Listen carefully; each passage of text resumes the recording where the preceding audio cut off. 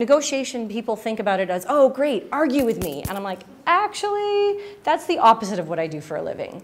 Negotiation is all about finding agreement. It's about a process of discovery with people. And so when I think about it that way, and when I help clients think about it that way, it becomes now a conversation instead of something that is combative, defensive, things of that nature. And I use my negotiation behavioral skills, understanding organization behavior, understanding how people think. I call it the psychology of business, because it's people skills that you need to be a great negotiator. In fact, I teach the subject at York as well. I teach MBA negotiations in their MBA program.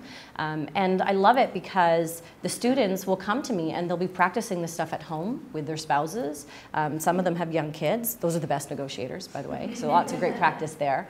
But they also get to practice it in the office amongst their peer group. So when I think about that Mad Men shot that I share with everybody, the greatest negotiation lessons I learned were from negotiating with the guys who were 10 to 15 years older than me, who were calling me kiddo, who were thinking that they were taking me under their wing, but really I was learning more and more because I was applying myself, I was reading about the subject, I was open to learning, and those guys learned the script and it kind of stayed there.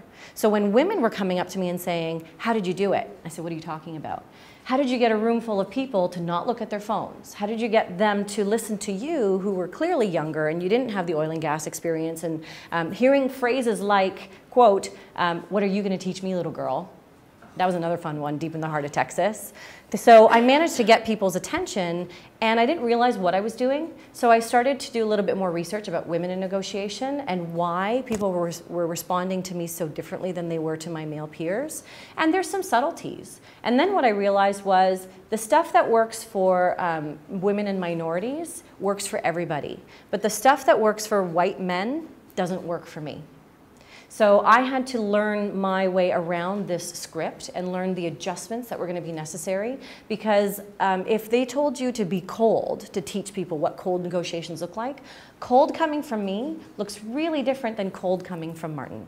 There's an acceptable level of cold from one person to the other. So understanding people's reactions to me and what makes them tick and pushing their buttons, that's such a big piece of negotiation process. So learning how to be heard even amongst the boardroom table in my own organization was a massive learning. How do I get men to stop interrupting me? How do I get them to take me seriously? How do I get credit for the ideas that I'm bringing to the table instead of somebody else getting credit? Because that happened a lot.